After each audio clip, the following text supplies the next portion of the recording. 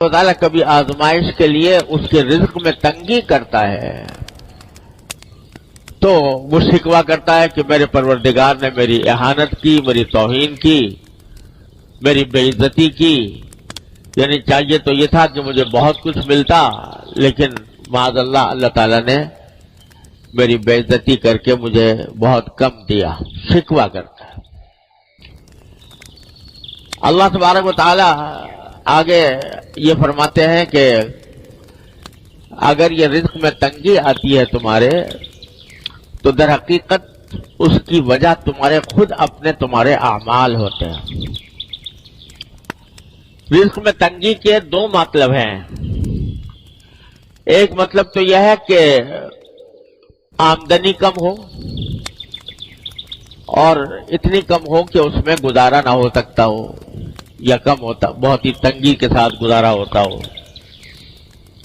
یہ بھی رزق کی تنگی کی ایک شکل ہے۔ اور دوسری رزق کی تنگی کی شکل یہ ہے کہ آمدنی دیکھنے میں تو بہت ہے لیکن برکت نہیں ہے، اور اس کا نتیجہ یہ ہے کہ ساری آمدنی ہونے کے باوجود آدمی ہر وقت کسی نہ کسی الجھن میں گرفتار ہے۔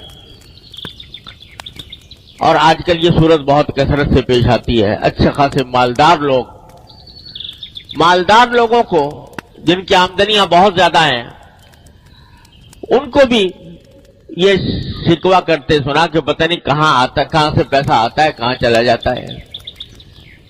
اور نتیجہ یہ کہ پیسے کا اصل فائدہ تو یہ تھا کہ انسان کو راحت ملتی، انسان کو آرام ملتا، اطمینان سکون حاصل ہوتا، لیکن بجائے آرام اور اطمینان حاصل ہونے کے اس سے پریشانیوں میں اضافہ ہو رہا ہے۔ یہ ہے بے برکتی۔ آمدنی تو ہے مگر برکت والی نہیں ہے۔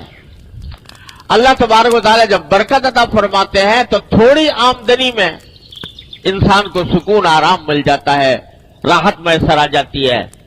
اور اللہ بچائے اگر بے برکتی ہو تو لاکھوں کی اور کروڑوں کی آمدنی ہو، اس کے باوجود انسان پریشان ہی نظر آتا ہے۔ اور قرآن کریم نے ایک جگہ فرمایا کہ بعض اوقات انما یعذبہم بہا فی الحیاۃ الدنیا، اللہ تعالیٰ اس مال کو ان کے لیے عذاب کا ذریعہ بنا دیتے ہیں دنیا ہی کے اندر۔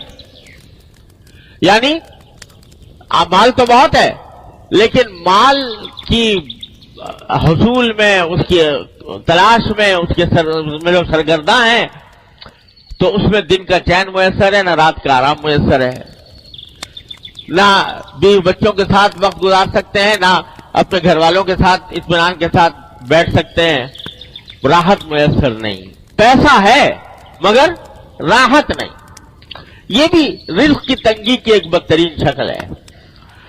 تو اللہ تبارک و تعالیٰ دونوں قسم کی تنگیوں کا، اس میں الفاظ جو ہیں دونوں قسم کی تنگیوں کے کو شامل ہیں کہ چاہے آمدنی کم ہو یا آمدنی میں برکت نہ ہو، دونوں کی وجہ در حقیقت یہ ہے کہ تم لوگوں کے حقوق ضائع کرتے ہو۔ لوگوں کے حقوق کیا ضائع کرتے ہو؟ پہلا ذکر کیا یتیم کا، لا تحاضون علی طعام بلکہ لا تکرمون الیتیم، یتیموں کی عزت نہیں کرتے۔ یہ نہیں کہا کہ یتیموں کو کھانا نہیں کھلاتے، بلکہ عزت نہیں کرتے۔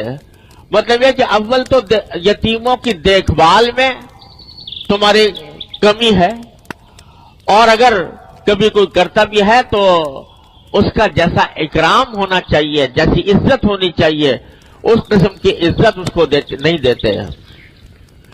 وَلَا تَحَاضُّونَ عَلَىٰ طَعَامِ الْمِسْكِينِ، دوسرے لوگوں کو بھی کوئی ترغیب نہیں دیتے کہ تم مسکینوں کو کھانا کھلاؤ، مسکینوں کے حاجتوں کو پورا کرو۔